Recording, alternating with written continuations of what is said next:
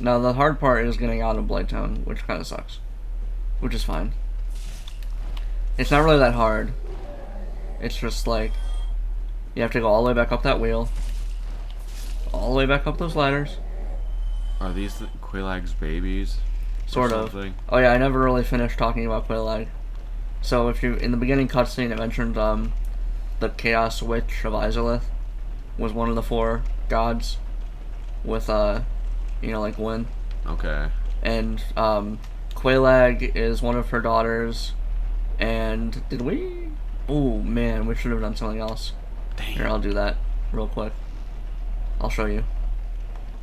Oh, Billy. Whatever. We're dead again. I was gonna homeward bone anyway.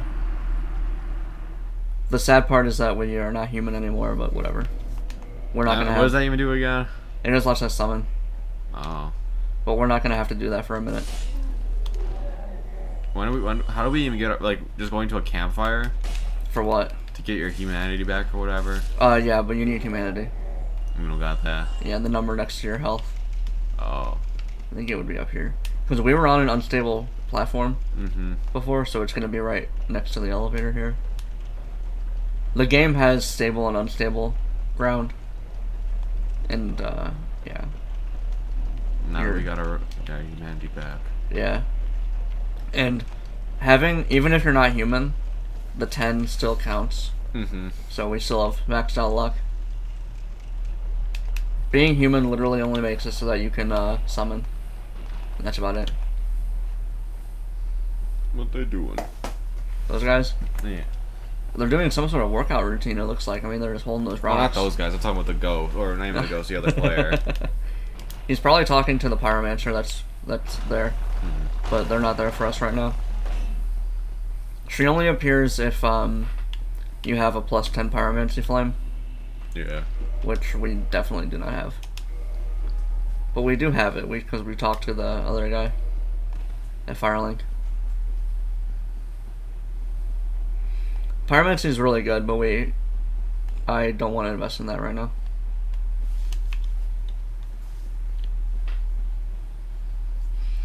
I'm considering trying to get Power Within, which is a really good pyromancy that I'm pretty sure we don't need to level up the glove for. Because it's like a buff, so it should just work. But we'll see.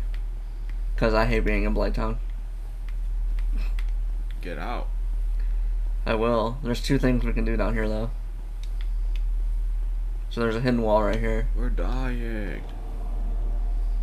That's like cryptic as shit, man. Was there any? How are you supposed to know? You aren't supposed to know.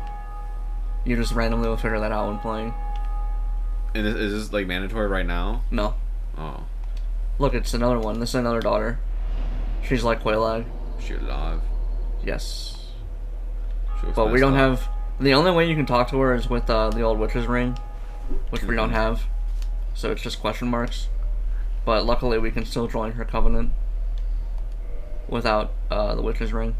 Huh. Is she just cool? She's chill, I guess. What's wrong with her sister? I don't know.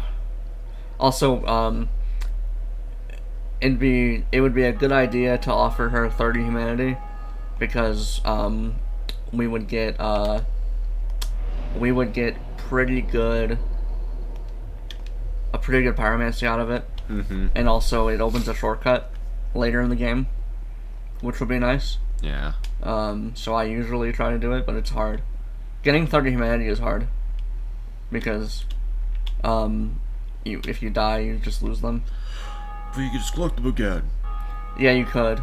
And then the only way to farm humanity is to go in the sewer and kill rats for a while. But having 10 humanity is good, because we'd probably get humanity out of it too, from the luck drops. So might want to do that at some point. Also, we'll take damage if we slide down this hill. Don't do it. Because the game is stinky. Alright. The gravity, did you see that? Yeah. The gravity is weird.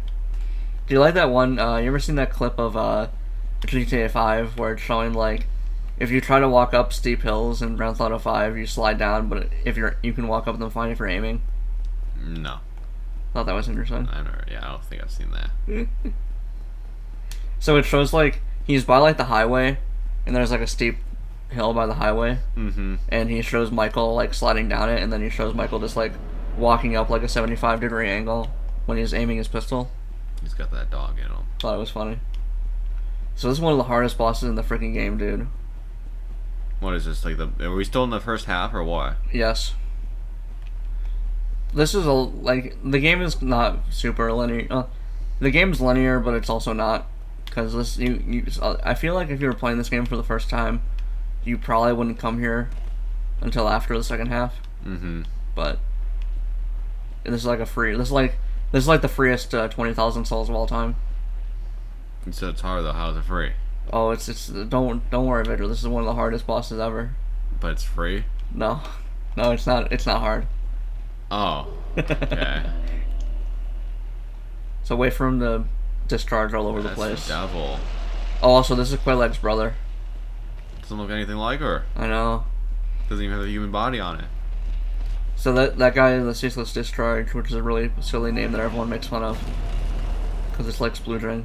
And then, yeah, so the Witch of Izalith had, I think, 4 daughters and 1 son.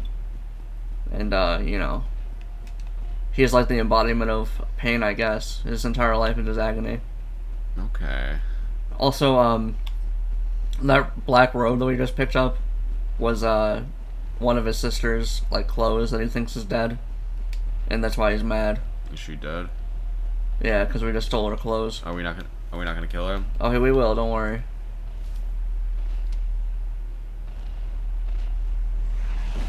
Wow. Alright.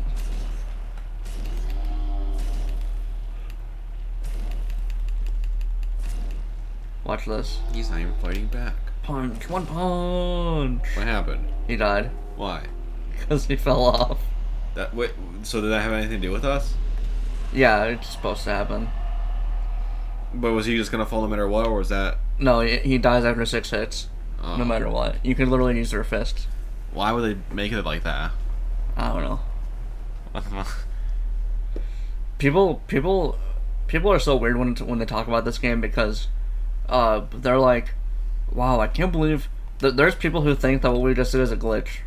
I would have thought it was a glitch. I don't understand what happened. It's not a glitch. He literally he punched him in one hit. Yeah, because he was hanging off that ledge. Oh wait, so you had to lure him there or something? Yeah, you lure him back to the flygate, and then he like jumps, and he's like hanging off the ledge, and then you just punch his hand until he falls. But it's really weird because people are like, so there's an exploit with the Ceaseless. It's not an exploit, dude. It's a very clearly scripted event with animations. Yeah, he jumped. You didn't see him jump? But you didn't have to run there. No. Yeah, exactly. But they clearly designed it that way. I mean, yeah, they did. It's not a glitch. It seems like a little bit of an exploit. But people are like, the Ceaseless Discharge, glitch or exploit or whatever, and it's like, it's not an exploit, dude. It's literally programmed in the game. I think it's a little bit of an exploit, but it was programmed in the game. Like I said, I don't know what you are defining exploit. To me, was it a lot harder? Like, how hard is it? Pretty hard when you don't do that. Like, bring him over there. It's harder because if we tried to find it normally, we'd probably die. That's weird. But look, it's weird how they would program such like a big weakness. Yeah, it's interesting. People see, this goes for both sides though, because then Dark Souls 1 lovers will be like, this game is like perfect, dude, even though like most of the bosses in this game are cheese. Or gimmicks. Yeah. We'll spend 20,000, whatever. There. The +7 flame, not bad. And then I wanted to try to use the rest to level up. Only 2 levels again, awesome. Whatever.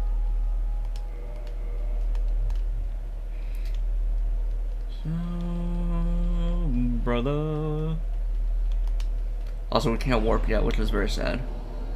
So out of Blight Town we go.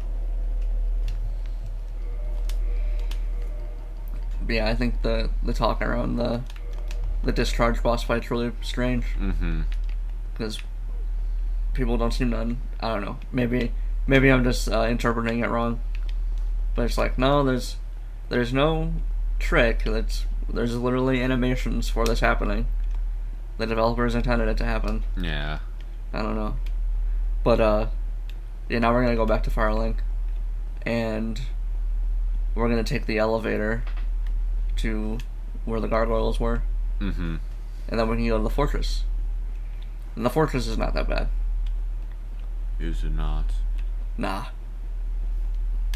I don't know if I'll be able to run straight through it, but I'll be able to do it pretty quickly. And then the Iron Golem boss fight on the top is not that hard. Do we still have any gold pine? No. Oh, we do. Alright, good.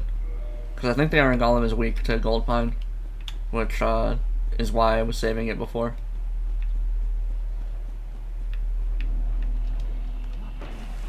Wow.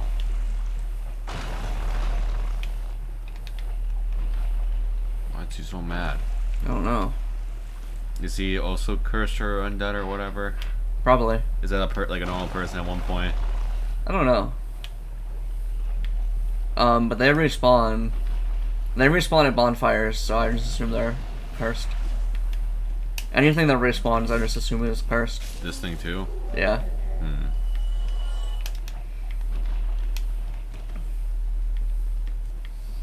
Because we respawn because of it.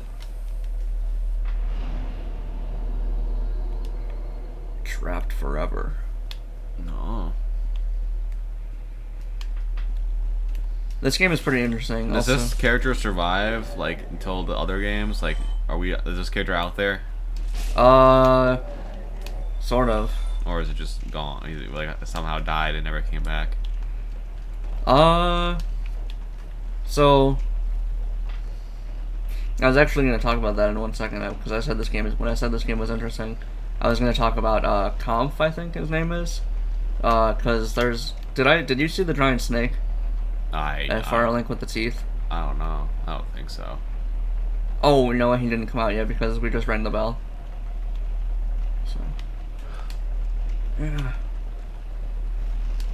So there's a snake at Firelink now, or a serpent, I guess, and his name is Fromp or Frompt, and he's the king seeker, and he's like, oh, you are chosen, and you need to go light the fire and succeed Gwen and all that. But then, if you don't talk to Frompt at all in the game and just like, cause you don't need to talk to him, and you also don't need to use him to get down to the down to Gwen, because you can just go down the hole anyway. When you defeat the 4 kings later in the game, which is one of the 4 bosses that you need to beat, yeah. This other guy will appear, another serpent, and his name is like, it starts with a G, I forget what it is, like Gamp or something stupid, and that guy will be like, oh yeah, don't listen to Frompt, he's trying to trick you, and he basically, the game kind of talks about, and I feel like this is like a debate also about what the fire actually means, but it's debatable that it's actually better to not light the flame for humans. Why? Because humans, in Dark Souls, humans are connected to the abyss in the darkness.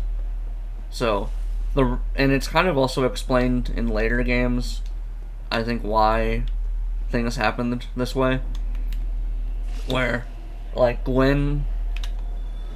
Okay, so, the other serpent... He's like, oh yeah, the fire isn't supposed to last this long. It was supposed to go out a while ago. But Gwen relit it himself, which is a crime against nature, basically, it says.